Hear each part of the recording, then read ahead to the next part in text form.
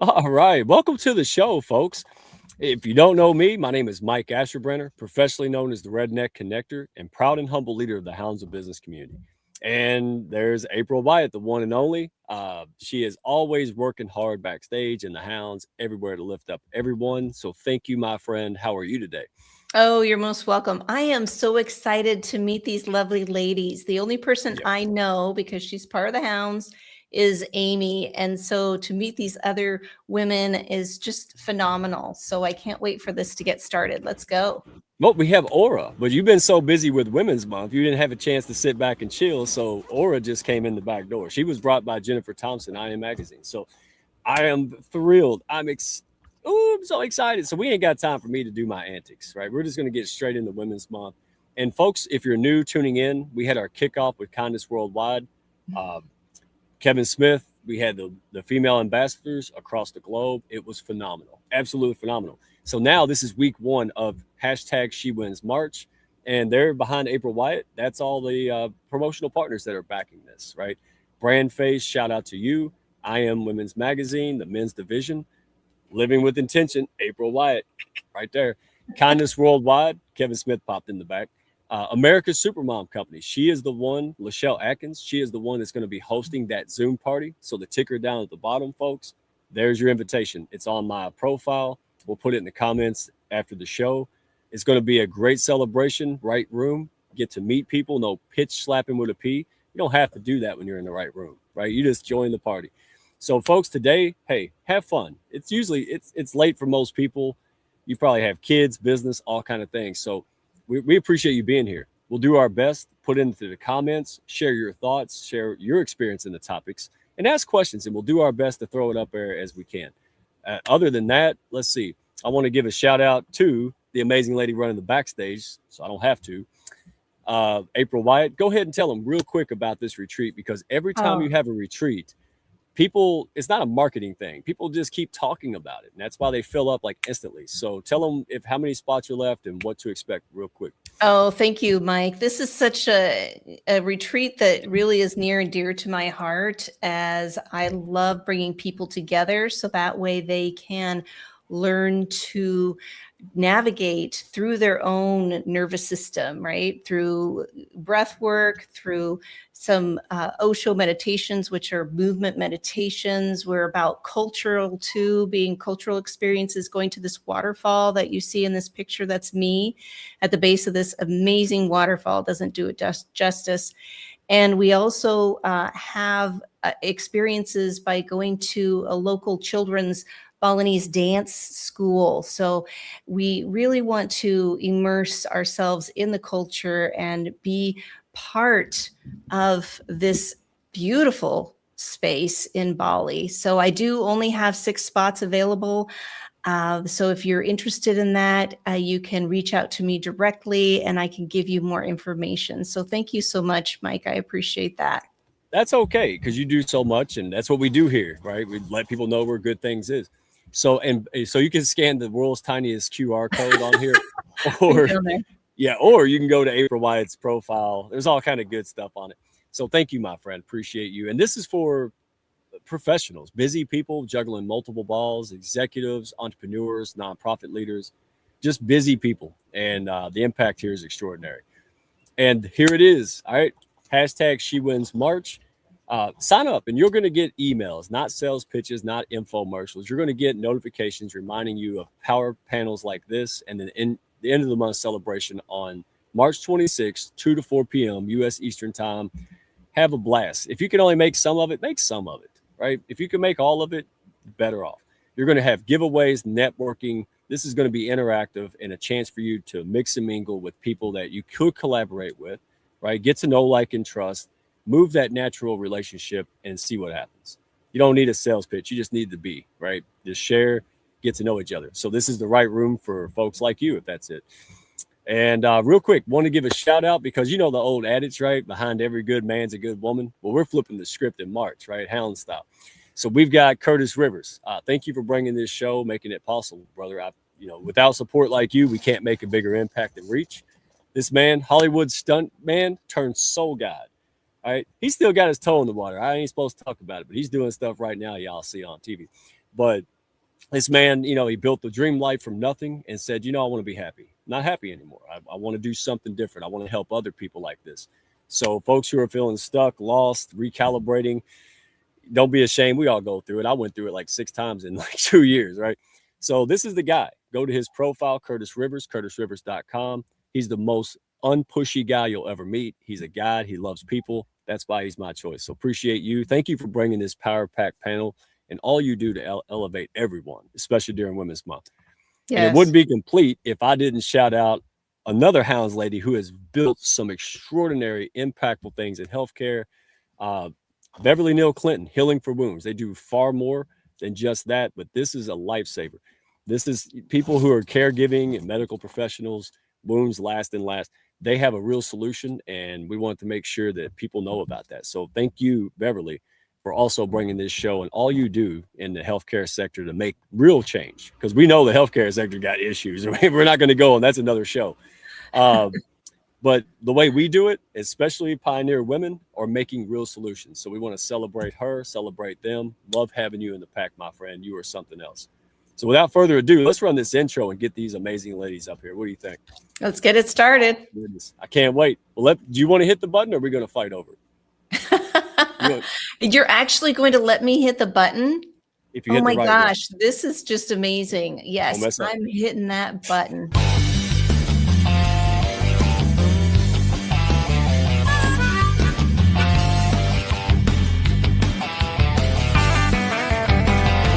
Are you looking to grow your network and your net worth with other high-level, heart-centered professionals?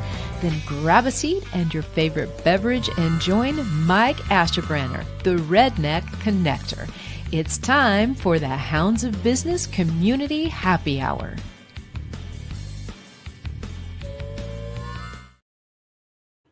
All right, folks. Influence without identity collapses. That's what the theme of tonight is. And wow, if you don't know who you are, understand who you are, then just like being thrown in the river, the market's going to decide for you.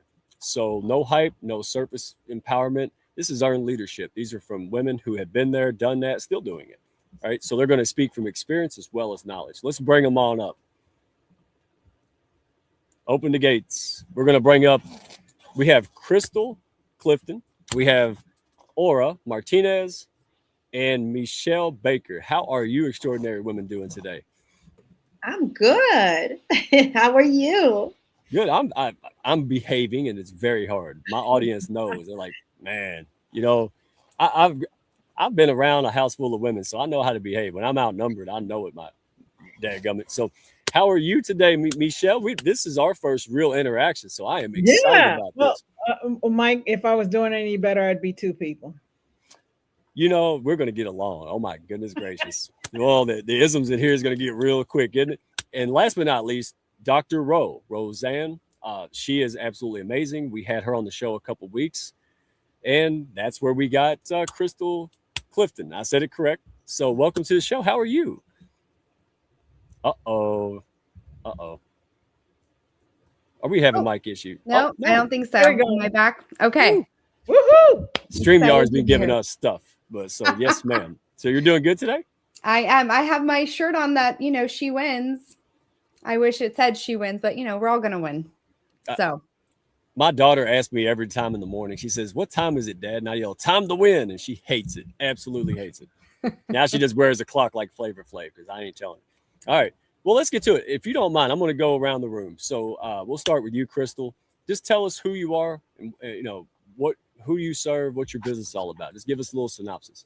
Yeah, absolutely. Thank you. Well, I'm very excited to be here, and who I serve are entrepreneurs, business owners, and my background is really in alignment and finding the foundations, so that whether you're a luxury hospitality brand, that's my background, or you're somebody who really is value and service led, and you just want to get your voice and your desire to get out in the market to be seen and heard and get the revenue going. What I do is align those pieces, and this really speaks to my heart. So I tend to find the missing link between who you are and your business and the revenue with sales and marketing. I'm a very clear, concise business growth strategist. I'm kind of the secret agent people bring in when their sales are just not quite where they should be. Yeah, you're brilliant. Y'all being modest. That's okay though. I get it.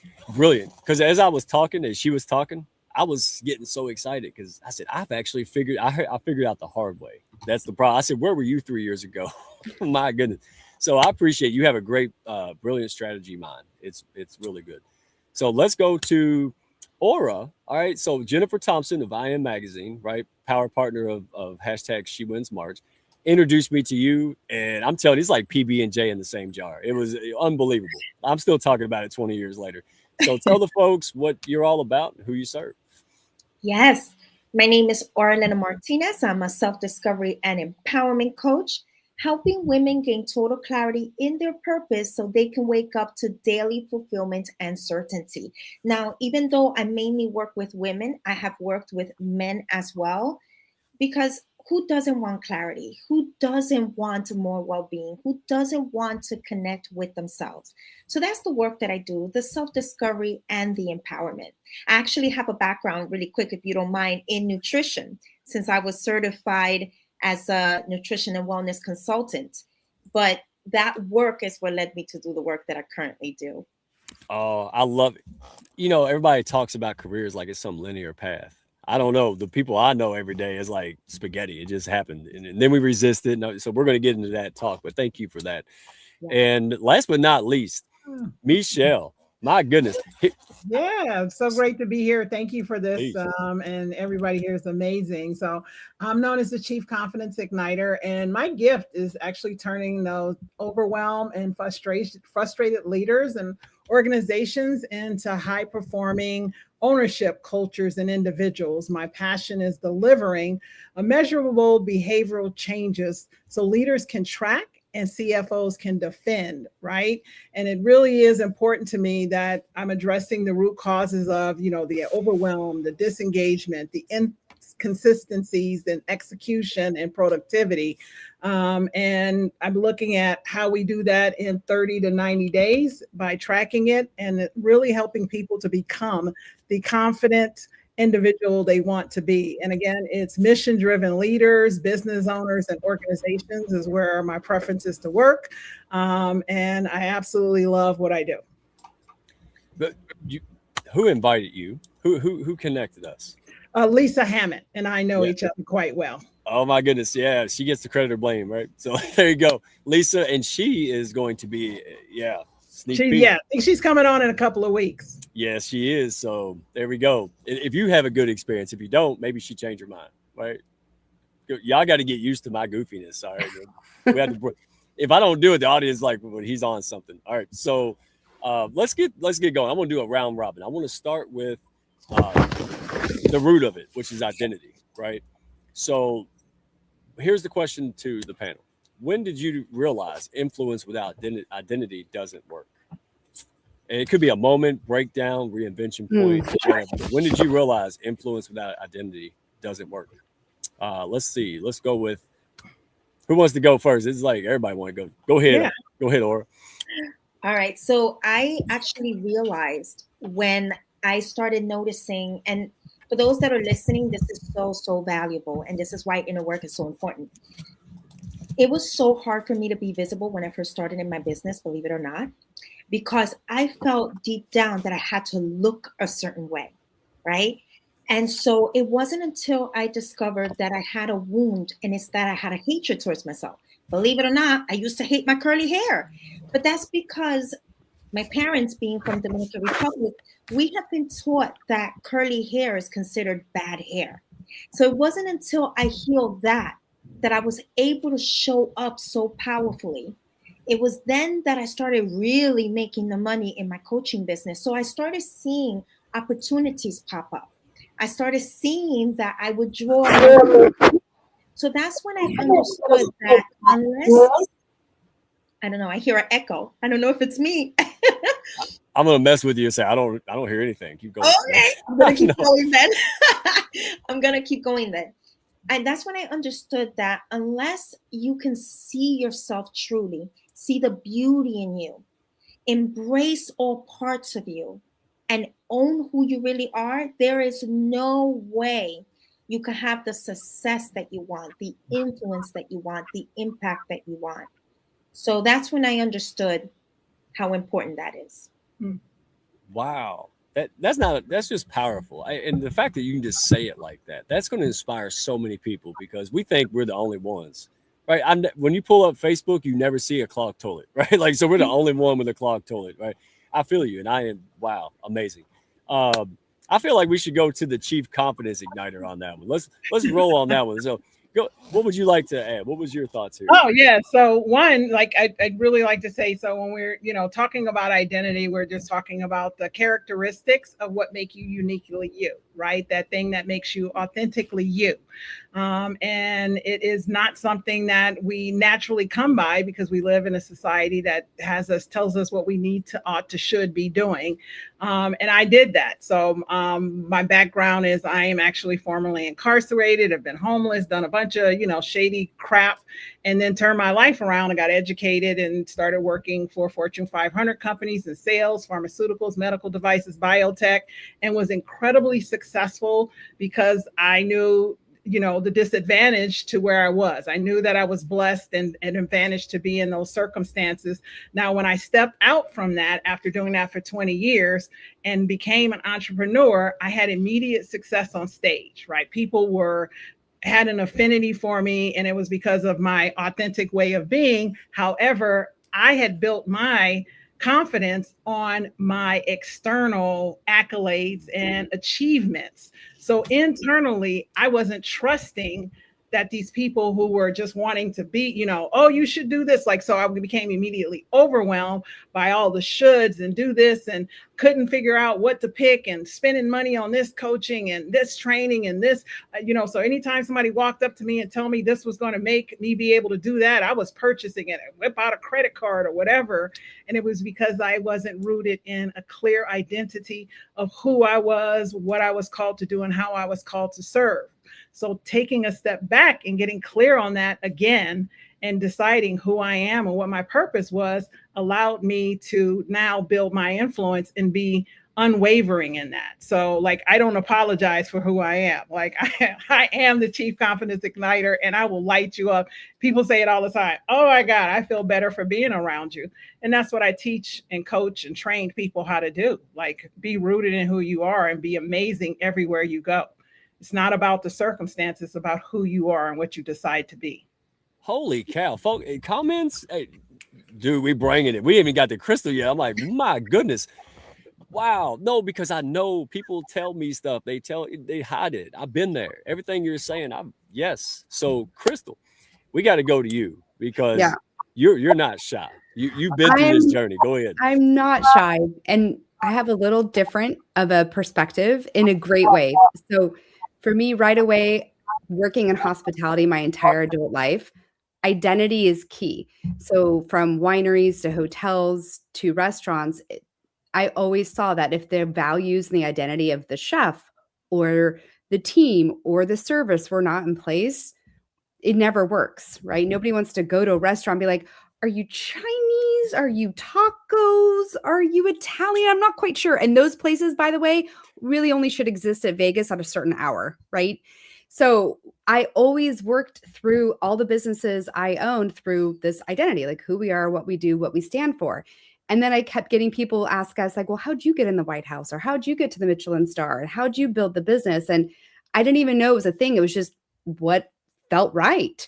And so when I started seeing other businesses and the idea of entrepreneurship started growing around me, I started realizing, well, you just got to fix your foundations. I mean, Ritz-Carlton style, ladies and gentlemen, serving ladies and gentlemen, or I would talk about whatever we did at Four Seasons. And you could just see the light bulbs in different entrepreneurs. Treat your business from your core values of who you are, because you think about it. That's what everybody wants to follow. Nobody goes to a taco stand thinking they're getting French food. So like, you just need to deliver who you really are and who you are from the core. And the rest really does become easy. So that's, and I love your curly hair, by the way. So I just think, just own it, be it. Yeah. And if somebody doesn't, well, they're not coming on my show. How about that? So here we go. I'm serious. But very well said. And that's putting the horse before the cart, in my opinion. and it's super hard to do by yourself, if not impossible. I've struggled with this for so long until the one and only Tanya Eberhardt flew in like angel wings and said, "Let me help you." It was just because you can't see the forest from the trees, right? And that's why you ladies exist, right? Because it's hard to do this on your own, if not impossible, a lot of times. And the time and energy it would take is putting you so far behind your impact and mission. And that's why we have folks like you. Like, you can come in and help us get there quicker. And this is phenomenal. So we're going to keep you on. I'm going to ask you this question first, Crystal. When someone in a reinvention season, so someone's in this reinvention, and there's a lot of folks. We got tons of folks in our orbit, our ecosystem, 40s, 50s, even 70, right, in this. How did they separate who they are from what they've done? That gap. Yeah. So, well, I've reinvented my own self many times. In fact, when I was telling my dad and my kids, hey, by the way, I got asked to be on the show, and they asked me this question, they all just started laughing, like, you are queen of reinvention and resilience. And it's because I do believe if you know who you are and where you operate from, it's easier to make certain decisions about where you're going. Doesn't matter what industry, right? Ultimately, what I've learned that people confuse their identity with industry, but identity is so much deeper than that. It's not what you do, it's your being, right? It is your values, it is your instincts and the kind of problems that you might be excited to solve for somebody, or maybe the kind of ways you want to serve somebody, because I believe that selling is serving. So when we get down to like, what do we really believe to be true? What do we really get lit up about helping others with?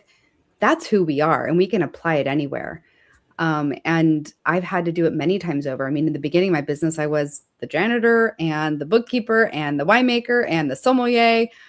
And then over time, you just realize, well, it's just about how I show up to all of those roles that matters more than me doing those roles. And I think in a very fast-paced world, we tend to see a reward for what we do more than who we are. And I think slowly over time, people are starting to recognize, hey, who I am is more important than what I do. And there's beautiful, ladies on the panel that help with that. Like, when you own that and you love that, a lot of what you do just becomes a little bit more aligned. Right. Because far too often, correct me if I'm wrong, people are building businesses because it's lucrative or this, or they see other people doing it. And then they become, like a fish out of water, right? I've done that. That's why I'm so confident to say it. I was like, well, I got to be this way. Could you imagine me wearing a suit, speaking plain English and really proper all the time? Yeah, that's what the problem was. It wasn't my offer. It was weird. Well, and I think that's where marketing can kind of get distracting because it's trendy. And that's where you and I first recognize, like, oh, we are so aligned, because the more you own who you are, the more authenticity about who you're going to be for somebody else resonates. And I will say, in today's time where AI can be doing anything, people don't want anything being marketed. They just want authentic. They want to know, is this real? Is this true? And then my kids are always teasing me. They're like, Mom, AI made that. I'm like, they did? Oh man, I thought I was getting good. So it just, when we know and we can identify that is who we are, the reinvention doesn't matter, because then the authenticity matters. You're absolutely right. Marketing fatigue and a trust deficit the size of the national debt, right? It is exhaustive. So when you show up as you, and hey, spoiler alert, folks, I've seen this. I've seen really in tune people pull out their flip phone like it's 2010 and stuff. And because now it's not AI generated, right? You're just walking around stumbling, because that's what people want. So you hit the nail on the head. See, super pro right there. So thank you for that, because you're spot on. You horse before the cart, get clear internally. Boy, that makes the marketing and external clarity so much easier. God, I wish I'd known that years ago. And even when I knew it, Michelle, I didn't listen. I was a hard head. It's not a costume, So let me ask you this. And you engineer confidence systems. So what breaks first when identity isn't aligned? Did I mute her? Somebody did. There we go. Basically, your confidence. You will start to reach out and seek. You will look for other people to affirm your decision. So, like as a leader, instead of you leading and, going in, this is the vision, this is the path, this is the plan, this is how we're going to do it. And we can strategize what that outcomes looks like. You're more in a questioning, right? So you're asking your team, right? You're asking the people if it's okay. So you are looking for people to acknowledge you, and then you're more managerial. So you're telling people what to do because you don't have the ability to give people autonomy because of your uncertainty. So it creates a lot of internal uncertainty, which then turns into chaos. So the way that person operates, it just puts a lot of pressure on an organization, and it starts to fall apart. So you may not see it initially, but you will see it over time. And that's what I find. Most people think they're leaders and they're actually managers just by the way they talk to people, right? Just by the way they give instructions, just by the way they give feedback, right? It's amazing how many people will say, no, that's not right. That is an incorrect way to lead people. Like, oh, I'm curious. So why do you think that's going to work? Oh, so have you thought of, right? So a leader actually has invested in how they communicate, and all that communication, that ability to communicate in a powerful way that even if somebody's wrong will still empower and encourage them, it dissipates and disappears. Oh, wait, Mike, we can't hear you. But what is the tech gremlins doing today? My goodness gracious. So the joys of live stream. So don't invoice me when I ask you this. You promise? You good? Okay. So it sounds like you're saying it's an internal job. Like, because we think of confidence, we're like, just walk around and strut like George Jefferson. But what you're saying is look, the confidence comes from certainty. You understand what's at play here. Your ego's in the back seat. Now you're operating on a high level, right? Yeah.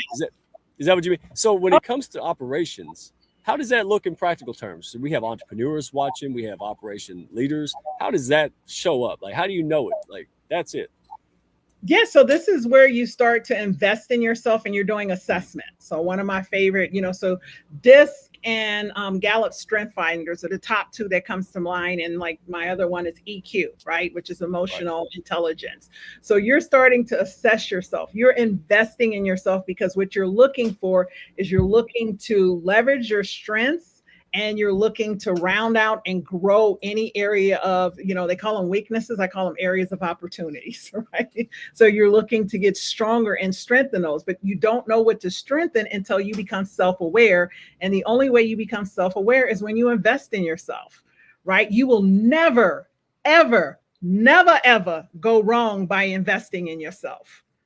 That's a misnomer. So what happens to people who are wealthy, people who are well off, people who love their life, they have invested in themselves, because that doesn't magically happen because you want it. It happens because you create it, and you will not create it unless you get out of your own way. The battle is not external. It's always 100% internal. See, this is what I love about this panel and the one we got coming up here soon. This is wisdom and experience. Like, you guys, you didn't read this out of a book. Y'all ladies live this. And this is why, and it's on a deeper level, and it's not coming from me. This is great, because you're absolutely right, 1,000%. And internal job, it makes it, you don't have to perform when you got it down. Like I was there. I'll be honest, since we're honest time, super honesty time. I used to get triggered by people, and they said, well, they push my buttons. And then the thought hit, because I hang out with April Wyatt and the Hounds all the time. Somebody said, why don't you take the buttons off? I didn't even think about that. I was like, can you do that? And that's why I love doing these shows, because y'all know what I'm talking about. I mean, you all been in people business, and you will go nuts trying to wonder why people act the way they do. Better is know how to respond, because you know more so what you tolerate. Like, I'll just walk off. If I see nonsense and I'm like, what do I do? I might leave if that's the best solution. And it's not rude. It's not ego. It's guarding peace. So you're just saying, hey, concern yourself about you. That's what I hear you saying. Right. Yes. So, just to dovetail on what you said, I actually believe in creating this bubble. So one of the things that's non-negotiable for me is my morning routine, right? So, and I get up every day and I wake up and I'm like, thank you. I get to be a gift and blessing. That is my calibration and my floor. So whenever I am not able to do that, it means that Michelle needs to go take a break. Michelle needs to take a nap. Michelle needs a snack, right? I'm like a child, right? I either need a snack, a nap, or a break, right? So it's one of those three. And that's the only time I'm not able to calibrate. And when I met with people who are difficult, people who are cantankerous, I don't internalize it because I live in a bubble of awesome. I tell people I've spent too many years, too much money, and too much time to be the amazing awesome that I am. You do not get to dictate my awesome. So what's wrong with you, boo? Oh my goodness. Not Well, me. before we go to Aura, I want Crystal to chime in because I don't know if it was you, Crystal. When I made the comment, normally I don't take calls right now, but I'll talk to you. And that means that I should be in public. I have the flu. I turned into the biggest man baby you've ever seen in your life. You know, like people who know me, April Wyatt can take a phone call because she's used to me. But I'm not doing no daggum collaboration call when I feel. So it's self-awareness. It's just, hey, show up tomorrow when you feel better and you can put your best foot. Again. I know you're dying to say something, Crystal, because you know.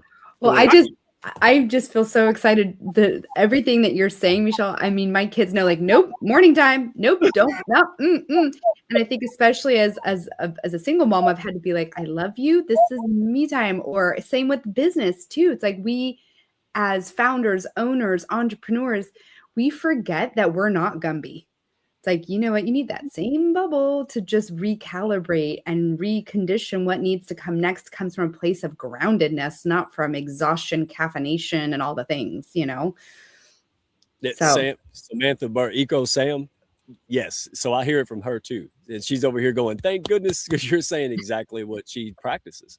And see, this is what I mean, reinforcement. Because sometimes we do stuff like this and we think we're full of garbage. And then we hear someone else we respect say it and we're like, oh, I'm not crazy after all. I was on to something good, right? Like, Mike shouldn't talk to people before noon. That's a good principle, right? So, because I want to show up with my best self. So thank you for that. Aura, we're going to bring you on up. And do you want to add anything before we get to your question? I do. As a matter of fact, I agree with Michelle 1,000%.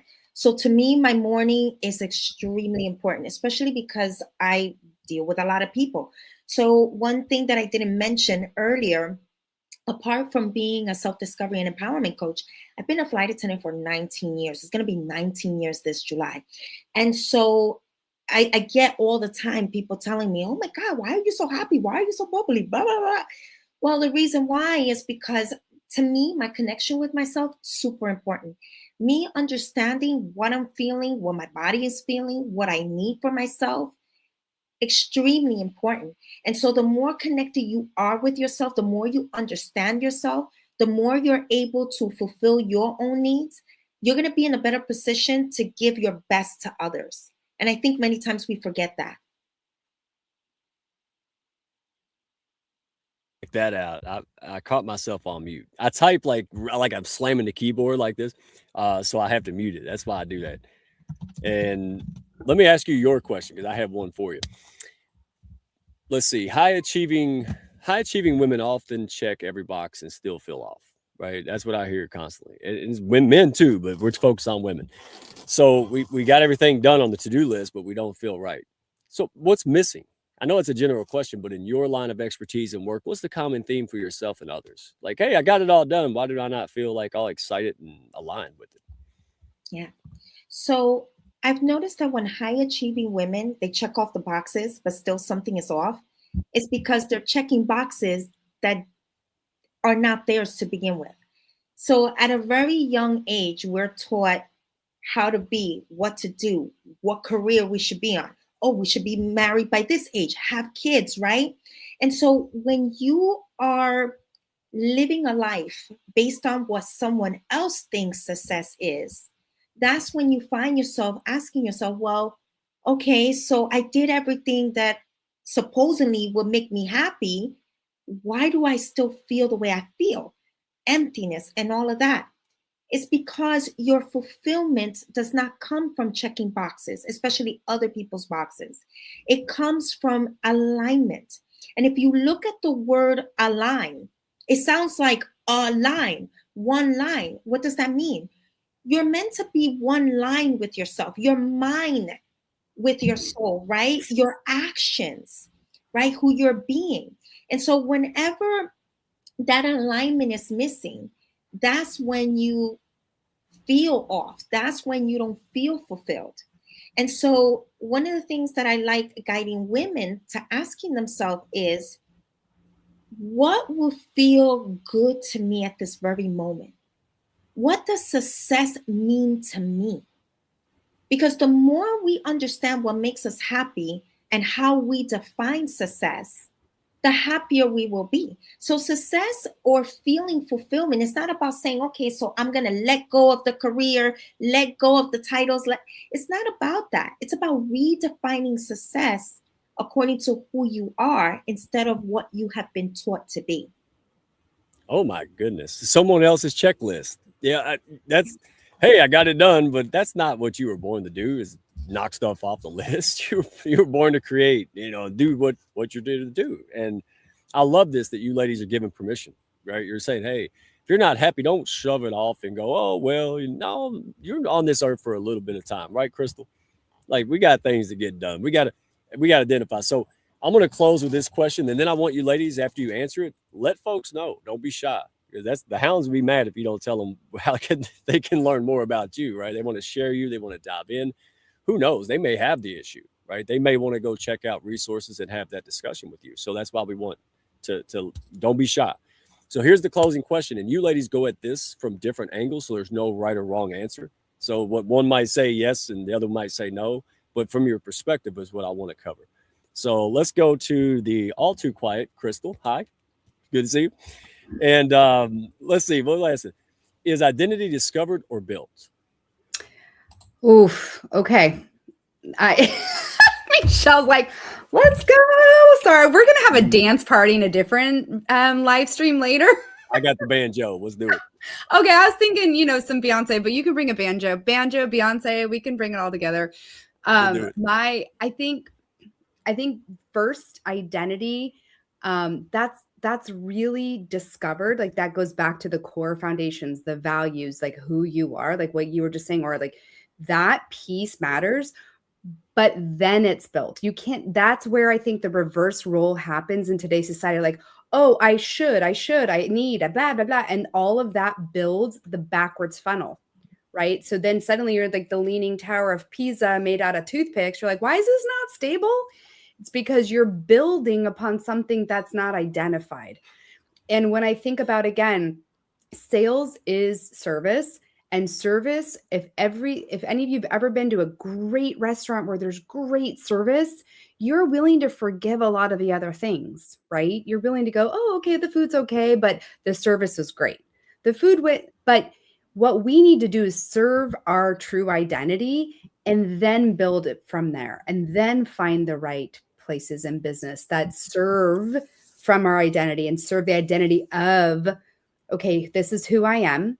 This is why I built the business, and this is why it matters to someone else, right? And just continue to just really amplify from a place of going back to authenticity, because that's ultimately, you can train systems and service and standards and get better and better at the experiences, but you can't train what is authentically you. You can't train authenticity, right? You can memorize scripts, you can try TikTok, you can do so many things, but the people who consistently build trust and close businesses are the people who know who they are, they know who they serve, and they know that serving them will matter, and that makes a difference. So, wow. Oh my goodness. And you brought up that daggum restaurant. So here, you are so right. Real quick, I know I won't drag it on forever. So I don't know what happened. This is the South Steakhouse. I don't know if New York City brought one here. They had no gravy for any of the items on mashed potatoes. I was like, come on, like that's illegal in Kentucky. And you're absolutely right. The only reason I didn't, act like a grumpy old man is because the server was so great. Oh, I'll go make you something. It was like, then I felt bad for even grumping about it, So you're absolutely right. When you show up as you and you're just a servant's heart, and that's your like business thing. Yeah, even the grumpy redneck will like let it go and give you a 5-star review. So well said, my friend. Where can folks go and find you? What do you want to let them know? You know what? crystalclifton.com. I made a little page for you, Mike, little hounds, because one thing I believe is that when you do the work, and I love what we're doing here, which is just identifying the truest version of you. It's a start of a new year for those who believe in the Lunar New Year, or even just the beginning of a year. So there's a little time to make a manifesto, like what really matters for you. So you go to that website and you go to that link and you can find me and get my little manifesto training. It's really helpful. Go grab it. Go grab it. She knows her stuff. And now you know her heart. Go tap into the brilliance. And speaking of that, let's go to Michelle. And I can't wait. You about to go. I could tell. You just about to erupt. You erupt, my friend. You know what? I'm going to have you restate the question because I got so caught up in that awesomeness that Crystal dropped. I'm like, oh my God, this is so good. This is so good. Oh, yeah. Get you on the panel. Yeah. So we're doing about 30, 45 seconds so we can close. Is identity discovered or built from your perspective, from your angle? Oh, it's absolutely built. So the person that comes to mind, I think about somebody like Beyonce or Bruno Mars. They knew who they were at 3 years old, right? So they still built in by being committed, by being dedicated, by being disciplined, by being consistent to get to the level they wanted to get to. Now, think about that. Most people don't even know who they want to be. So until you know who you want to be, there is no greatness to be found. There, bingo. I'm sitting there going, y'all both right, because I didn't know I could define success for myself. Yeah. I didn't. I was told by mom and school and everything else. And then at 44 years old or 40 years old, what do I want? I didn't know I was allowed to ask that. Ain't that crazy? So you hit the nail on the head. Where can folks find you? What do you want them to know? What do you work on? Definitely just reach out to me on LinkedIn. I love to stay connected. And then you can DM me as we get connected, or you can send me a message with the connection request. And I'm, happy to jump on a call with you, 15 minutes, and you will be on fire. That's what I do, is I ignite confidence. So just reach out and say you want a quick chat, and I'll send you a link for 15 minutes and change your life forever. Forever. Yeah. I don't think anybody's going to doubt this panel can do it. That's it. And here's the good news real quick. If they ain't the right folks, like nobody on this panel is going to sell a vegan steak dinner. That's what I love about it. You're going to say, wait a minute, you need to go do this first. That's the Hounds way. And I can already tell. So thank you. Let's go to Aura, because we got don't no one leave. We have two amazing ladies coming in from a different perspective. Do not leave. And then we got Canadian South up in the house. So y'all definitely don't want to miss this. So Aura, what is it for you in your perspective, right? Is the identity, what comes first, chicken or the egg? Is it built or is it discovered? I think it's both. And it all depends on where the person is. It's discovered because you have to see yourself clearly, right? You have to see what you're made of. And then once you get clear in who you are, depending on where you are in your life, you may need to build the confidence muscles. You may need to build the self-worth muscles. So I think it's both, depending on where the person is in their own journey. See, now I'm going to make a note to say. But I stopped because I know it's 30 seconds. Did you time yourself? You was like 29. Stop. You were amazing. Oh, my goodness. Well, ladies, you all are extraordinary. And I appreciate you coming, taking the time today to share with all these amazing hounds, the ladies, and then the men, right? We got a lot of men support running around. That's what we should do. So thank you so, so much. Michelle, you're amazing. Crystal, oh, you even had Dr. Rowe pop in. Wow, that's a busy lady. So Dr. Rowe, I saw you. Did you see me go like this? That was that. So thank you, my friend, for the introduction to Crystal and Michelle. Wow. My goodness, you ladies are fire. There could be a collab here. You want to do a part 2? Let's talk. All right. So let's do it. We're going to say goodbye. So now's the time to wave. I like to do this. It's weird, isn't it? All right. So nobody leave. Thank you all so much. You're amazing. All right. Bring them on up before everybody thinks we're over. There we go. Now we're going straight into panel 2, because this kind of put the icing on the cake with panel 1, and it's got its own flavor. And I want to introduce these amazing ladies. Amy Cornforth Long. Oh my goodness. I said some crazy stuff in October and she liked it. So yeah. And again, reinvention, identity. She had a great career. I'll let her talk for herself, but that whole, look, I want to live. Right? And she had such courage to do the crazy stuff it takes to build, reinvent, and all of that jazz again. Not because she had to, more impressive because she wanted to. That's the key, because she wanted to do more. And what an amazing person. And then, in my rendition, Britton. All right, I met Britton, and we met at Podfest.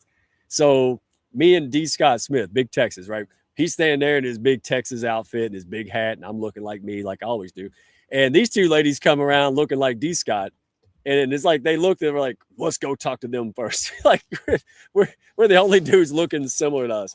And so that's how we picked them up, Podfest. And so anyway, Amy, let's start with you, my friend. Tell the folks what you do, who you serve, what you're about. Hey, Mike. Thanks for having me. Great to be here. My pleasure. I'm a law firm leadership consultant and author of The Subtle Art of Leadership. I work with law firm owners to help them transform and reclaim their time so that they can take that time and spend it, whether it's more time on their business or just have it for personal reasons. Yeah, because you Esquire. How long have you been in the law game for? It's going on 21 years this May. I'll be a licensed attorney. Mm-hmm. Yeah, I don't argue with this woman. Are you kidding me? Like, she will shred me. Thank God she likes me. But you bring a wealth of knowledge to what you're doing today, and that is invaluable. So we're going to get into it, because if anybody knows about this subject, my goodness, it's you ladies. Britton, I am so thrilled to see you, my friend. It's strange because you're not wearing your hat and you wear it more than I do. But we had some hat issues. Somebody, we'll have to file an insurance claim because of damages, but we'll get it. So yeah, it's unfortunate, but it is what it is. My name is Britton, as introduced. I come with a tagline. It's just like the country. So I would say I am more your gal Friday when it comes to horses. I know that might come across a little bit different, but I'm an equine practitioner, clinician, journalist, and Western media contributor dedicated to supporting performance and biomechanics and education for owners and horses. So it's a little bit different, but I try to champion Western heritage through published journalism, live presentations, different digital storytelling, all that fun stuff. And I try to build community in that industry through multiple avenues, including having a podcast, like you had mentioned, being at Podfest, which is called Uncinched. And then I do clinics and just media work in general. Okay, so somebody told me years ago, he said, Mike, if you ever go to Canada, you need to go to Alberta. I said, why? Yes. Because that's Canadian redneck land. That's the South. And I didn't believe it until we met, because you are from Alberta, right? And I'm like, Yes. dude, I got to go to Alberta. Oh my gosh. So, but very interesting. Today, this panel, we're going to kind of go to the second phase, right? Structure, sustainability, and scalable leadership. That's why you ladies were chosen for this. So, Amy, we're going to go straight to you. What happens when leaders try to scale before they're structurally ready? Oh my God, I have egg on my face already. Go ahead. Don't hold back. Yeah, I heard that lag. That's okay. We'll forgive you. I cry at night, but you finish the sentence. The weaknesses get exposed. The leadership weaknesses get exposed. That's in simple what happens, and everyone can refer to it as different things. It's commonly called, like, it's clear where the bottleneck is. And, I was talking with a law firm owner a few weeks ago, and they described being a bottleneck, having the office as like a merry-go-round, everything having to come through them. And so that's what gets exposed when you are scaling too fast without the structures, is the missing expectations, people not understanding what is in your head. They can't figure it all out, everything having to go through you, having things set up as like black and white, all or nothing. And something really pervasive is the concept of being clear. And I talk about that in my newsletter. No one can be clear. Your job is to clarify. And those are two separate things. And so your mindsets around your team and how you're building and leading, that's what gets exposed when you scale too fast. Yeah, well, and is that do you think, for the most part, do people realize it, or is it kind of creep up on them? Is it like, hey, I see that and I'm just going to ignore it and I'm better than that? Or is it just something that you're trying to figure out after something happened? Well, I think everybody's different. I think for the most part, everyone is doing their absolute best and they want the best for their business and for their team. And we're all subject to the idea that we don't know when we're in our own way and we often can't get out of our own way. And the only way to get out of your own way is to have a conversation with someone that can see you're in your own way and help you. Last question before we go to Britain, but is there a certain place, like where do leaders become the bottleneck? Like, is there a certain like generality where they get in their own way where, or is it just really just up to the person and situation? Well, a very common one would be decisions, wanting to be able to sign off and see everything. Because when you start out, especially if you start as a solopreneur, but if you start as a solopreneur or if you start out and you have a few people, in the beginning, you are in charge of all the decisions and you feel like everything is on your shoulders. The bottom line is always with you. And then as you grow, you let go of responsibility, but not always the right amount of authority or autonomy or any decision making. And a lot of people have trouble thinking of decisions on a spectrum. Decisions are not all or nothing. And as long as you're thinking of them like that, you're going to retain that bottleneck identity. Right. Yeah. We were working on Women's Month, and that's the I said, because I was so used to it. I didn't want to do it, but I had to do everything, right? I had to be the guy who answered the phone and took the trash out and, but then April and Supermom got together and I didn't even blink. I was like, listen, when you have confident people that are willing to go to bat, you let them do their thing, right? Like it was I thought I'd have an issue. I couldn't wait. I'm like, who else wants to delegate? Who else wants to do something?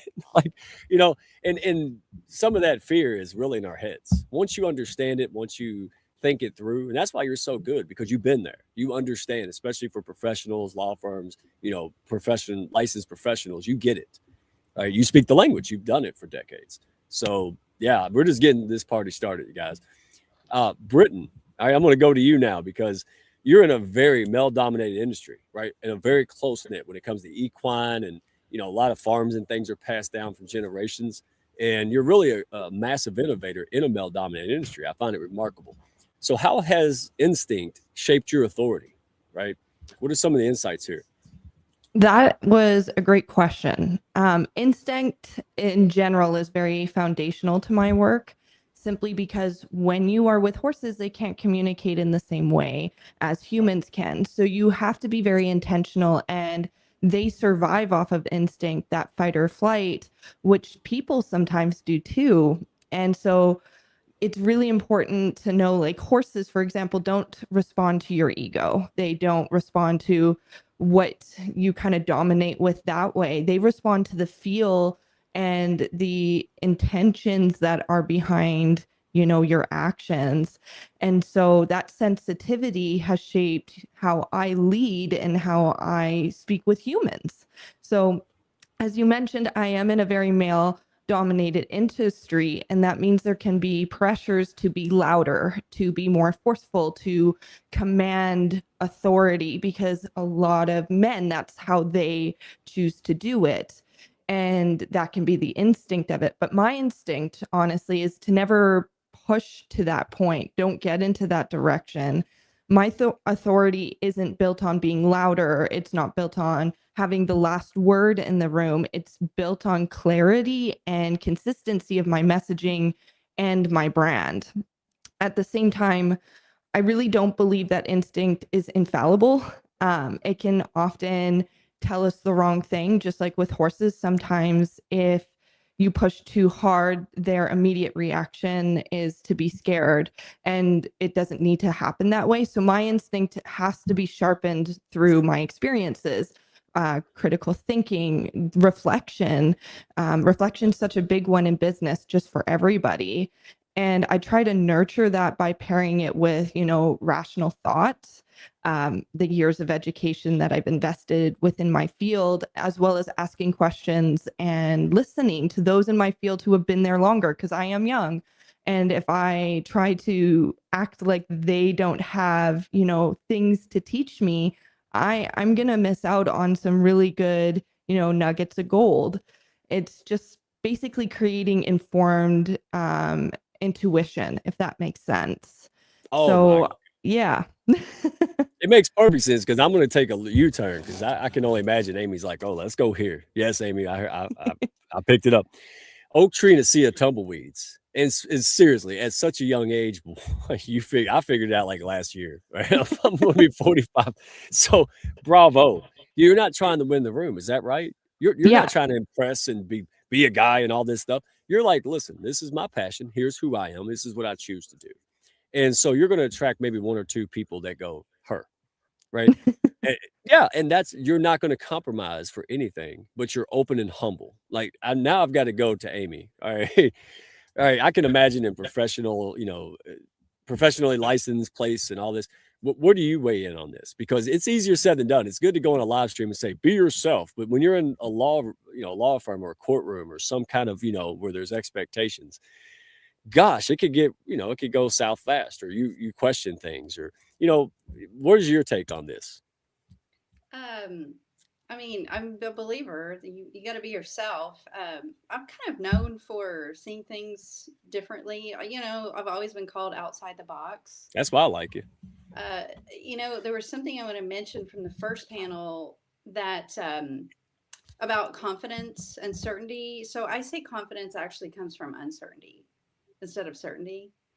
Because confidence comes from uncertainty. When you're experiencing uncertainty, what you're doing is you are staying with it when you don't know what to do. You are building that muscle of actual confidence. You are making your way through those new experiences, those judgment calls. And those are all things that, when I was developing confidence and found that I had confidence, it was a reflection of going through extreme moments of uncertainty. Because the certainty actually is more of, I already know what's going on here. And so, back to your original question, outside the box, I mean, some people will say, I just have a contrarian view. And I think you just have to lean into that I can't help it. I think you are the example, right? So you're a kind of a pioneer and a reinventor, and so for you to kind of be a conformist would be weird, right? It's just like, could you imagine, Britain trying to stomp around like she's a 7-foot tall dude? It's weird, she doesn't need to do that, right? Nobody wants her to do that. So you're saying get in where you fit in and embrace it. And that's what I liked about you. You didn't try anything. You were just you. And then you evolved and you figured things out, and you tell it like it is. And I'm not a snowflake anymore. So it was really easy for me because you just tell it like it is. I'm like, well, I know where I stand with folks like that, but go ahead. Cause I know you got some brilliant. Hey, I embarrassed myself yesterday, today, and I will tomorrow. So whatever. I give a lot of grace because I need a lot of grace. That's the way it works. Like when somebody goes, hey, I'm going to give him a pass. Well, you just got cool points with me, right? Because y'all see me, and I'm not. Look, I have good qualities. I'm a good dude. I got a lot of good stuff going on, but I also have a lot of stuff I don't like to slip out. And we all do. That's the whole point. It's not even in spite of. I love what you said. It was the unconfident moments that, the uncertainty that made you stand out. I just went through that. This whole year has been like Mr. Magoo if the bad shit actually happened to him. Like, I'm like, what is going on? But I have gratitude because if it wasn't for that, I wasn't going to get up one day and say, let me change everything. Nobody does that. If you're comfortable, but when you're uncomfortable, oh, now you're going to find out what you're made of.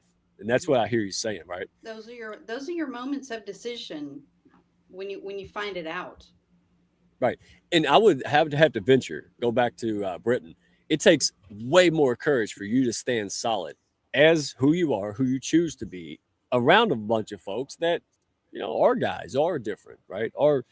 And that to me is so. Do you notice that people lean into you once they understand how strong you really are? When you're not trying to perform and do all this shit to fit it, do you see people go, "Hey, I really like her"? Actually, that's a great question because I just came back from Arizona literally yesterday, and I was doing presentations and I wasn't trying to be anyone but me. And if I didn't know the answer to a question, I was very upfront with that. And people were like, well, I appreciate when you said, oh, I'm uncertain of that answer. I'd need to know more. And they responded more positively than I think if I had just tried to pretend that I knew what was going on. Because sometimes people will bring to the table with presentations, they'll say, hey, this is happening with my horse. Tell me what's going on. And unfortunately, I'm not a miracle pill. I can't fix that without feeling it and seeing actually what's going on. And so I'm very upfront with that. And then I found that I had a lot more people actually coming to my presentations after that. And they would talk to me and say, I appreciated that you weren't just trying to give me a BS answer, if that's even makes sense, where I was just like, oh, I need more information and I need more to think about before I give you an answer for that. And I think a lot of people really appreciate it. Hey, the right people appreciate it, right? Like you might come in, Amy might come in and do Amy, and like 8 people go no, but then the 2 that stay, that's the one she wanted in the first place, like a pool filter, right? Like it's totally. Yeah, because I can imagine people like, I don't like that. I loved it. That's why you're here. I'm like, well, I like it. I like authentic. I like truth, right? Like other people may not, and that's the calling card. You two ladies really define this very, very well. You do the hard work, figure it out. Right. Once we do the identity work we just talked about in panel 1, now the next step is sustainable model, right? Like you got the horse before the cart. Now build out the funnels, build out the systems. What Fortune 50 company or successful entity doesn't have systems? That's what clicked in my head like 3 months ago. I'm like, dude, you can't run this on dreams and passion. You have to up level like a Fortune 50 company does. And then the strangest thing happened. I loved it. I was like, why have I been running from this for so long? This is great. Just move the structure, right? Like just tighten the ship. So, because I don't listen to Amy, because she's probably been telling me that for 6 months. But all right, ladies, I want to tie this question back to panel 1, right? Because it kind of picks up where it left off and they kind of merge. Amy, we'll start with you. How do you build systems that reflect identity instead of suppress it then? I think it's just a really simple word. It's reflection. And nice. The only way to get through that identity is to reflect on what you want. And we could talk about that being your expectations and your visions. There's a lot you could go into it, but the number one thing is if you want to reflect identity, you have to do a deep amount of reflection and you have to do it consistently. You can't rely on it just being one time, and you can't rely on what comes to you through outer measurements. Like, I know there's a lot of personality type tests out there and registrations you can do to learn about yourself. And I'm not against those. But what I always say is first reflect on who you say you are first before you let a system tell you who you are, and then mesh those together. And that would be simple down to like your expectations. Mike, you're a leader and you lead a team, so you have expectations of yourself, you have expectations of your team has expectations of you, in case you didn't know that. And they have expectations of themselves, and those are 4 different things.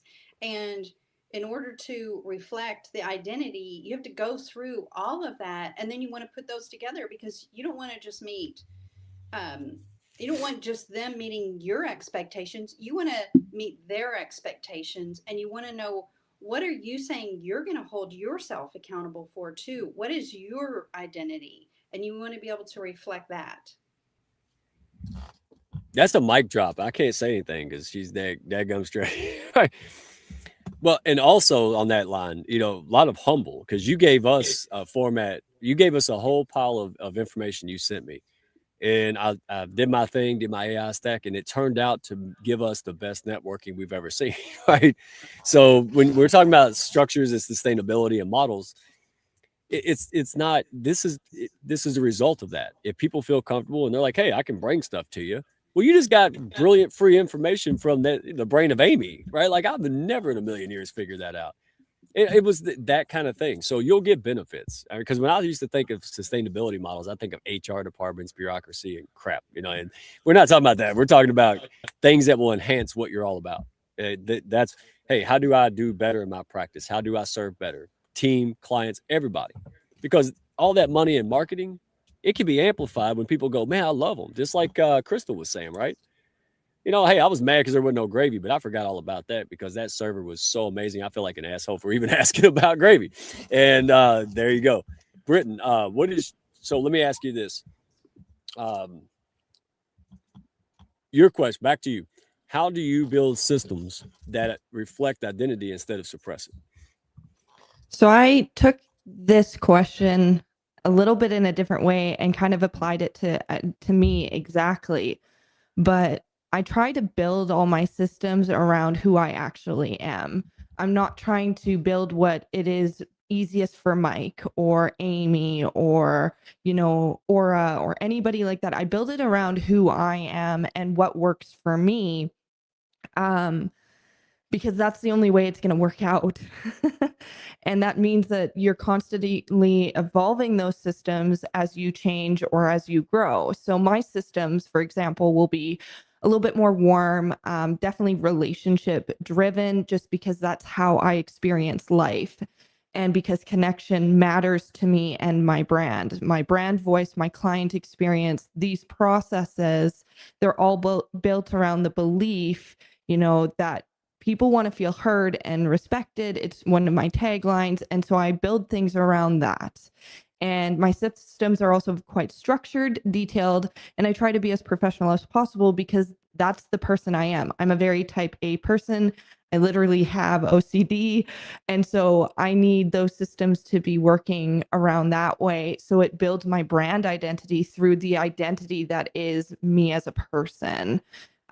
In horses, let's talk about suppression creates tension, whether it's in their body, in their mind, anything like that. And that same applies to your business. If you're suppressing who you are as an individual to fit in a box of a system that works for somebody else, you're going to create disalignment, like you're operating past that alignment and you're surpassing your identity, and it will create burnout.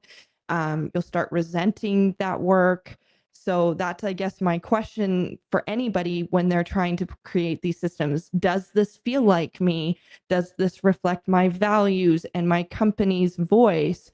Would I be proud of these in 5 years? And if these are all yes, it stays. If not, you redefine it. Wow, you ladies, I should just sit the mic here and let y'all. You don't need me here. Y'all are killing it. So, Amy, anything you like to add to that? Because wow, I mean, you ladies are like playing ping pong. To do otherwise, you might die a slow death inside.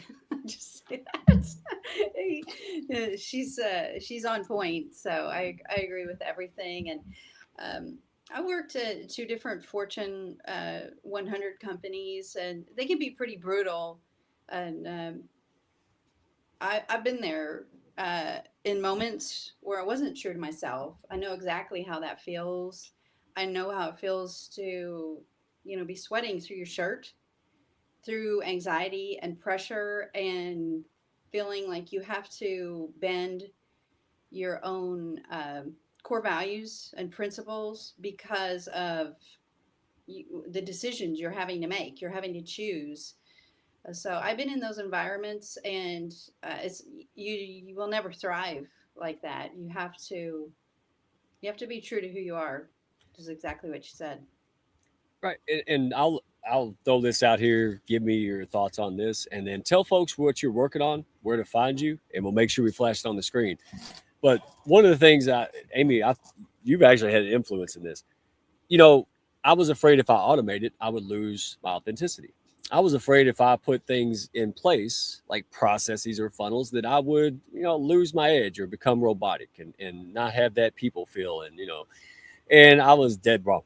Right. But what is your thoughts there? Because a lot of people, especially like entrepreneurs, folks who are licensed professionals, attorneys, they have a small practice, something like that, and they may feel it too. They're like, I don't know. I mean, I don't want my clients that I value to feel like a number. So what is some of your like best wisdom to get their mindset to that right frame before they read your book, before they talk to you? Like, what is some of the insights you found? Like, hey, think of it this way. Oh, well, my number one insight would be a mindset that I would stress. And I talk about it in my book. It's called Baby Bird Steps. Small Vanna White stuff. things. So I've already touched on this. Don't make it all or nothing, you know? And what Baby Bird Steps is about small pieces, one small piece at a time. When you're trying to move from you doing everything, all of that control, to someone else. So right now you're thinking of it as I have 100% of this decision, and you are challenging yourself internally thinking I have to delegate 100% of this decision. But that is not true. What you can do is you can change your mindset and say, how can this decision become 10 steps, 2 steps, whatever? What piece can I let someone else have? What piece of control, so where then I'm not doing so much. I'm giving away some of my time so that I can put it towards the business and do something else. And then I still maintain what I need in order to feel confident in how things are working without double checking everything. But that includes also going back to what we've talked about several times, is getting what's in your head, which is often hard, out and clear for others, getting those expectations out. It was in your book, because I'm sitting there trying to find it all slick like, and nobody, but that's April where knows where it is. Yeah, no, because I had the idea the other day. I was like, oh, what if I mess up and it doesn't work? And I was like, dude, just tell everybody, hey, this is a beta test. This is an experiment. I hope it works, but it might not. And I was just clear. And people are like, all right, let's go fail if that's what's going to happen. Who knew? You always have to have it right. No, you don't. Nobody in there expects me to have everything right. That's why I have y'all around. Like, if I have 100 holes in my boat, y'all fill them. I have my own qualities. The rest of the 99%, I rely on you. And that's what works. And if you run your business and your mindset, dude, you swim downstream. You don't have all the problems other law firms and other entities and things could have, because you're intentional, right? That's what you're doing. You're like, look, I've already made all the mistakes. I've seen all the nonsense. I can help people bring this together. And and you've helped us do that. So that's why I'm honored to have you here, because I want to share you with other folks. So what do you want people to know? Where can they find you again? Find me on LinkedIn. I'm there. You can find my book on Amazon. And on LinkedIn, I also have a newsletter called Subtle Art of Leadership. I'm introducing a new series in a few weeks that'll be founder focused, heavy with law firm founders, doing interviews. I've been conducting a lot of interviews. And while I have you live, Mike, I am going to call you out and say that we are going to talk about that grid. We are going to talk about that 3x3. Good. Your people need it. Every time you talk, I learn. So whatever, man. Even if I got to be humble, whatever. You gave us the holy grail to the networking. Hey, and again, let us know. Put it out there in the Hounds, because we want to share this. We want to share who you are. People now know that, and they know you're brilliant. And people are struggling. So the only reason they're not calling you or learning and reaching into your articles and things, because they don't know it exists. So thank you today. Thank you for showing up all the time. You show up, you do good things for people, and that's why they're happy to share you back. And it's an honor to have you, my friend. So yeah, don't leave. Don't change the channel yet. We're going to say, Britton, what do you want to share? Because you are in a very unique, you do podcasting, you're in all the equine stuff. So when it comes to anything we talked about, sustainability, right? Identity, leadership, what would you like to to someone that's maybe struggled where you are, right? Maybe they're on that path and they're just a little uncertain. What do you want to share with them? I'm going to share that, you need to make sure that you are building a strong foundation to create influence, and to understand your identity, because if you don't have an identity or a brand identity, you are setting yourself up for issues. I think that's the best way to put it.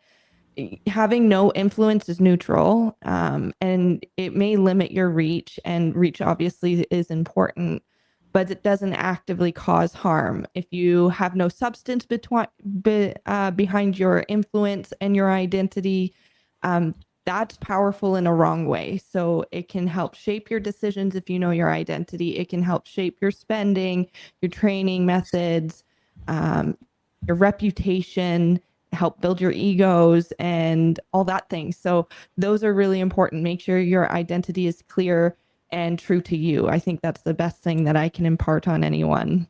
Speaking of identity, I want to see your driver's license. There's no way you're in your 20s with that wisdom. Come on. All right. And yes, I'm projecting April Wyatt. I'm projecting my 20-year-old self. It was like compared to 2-year-old.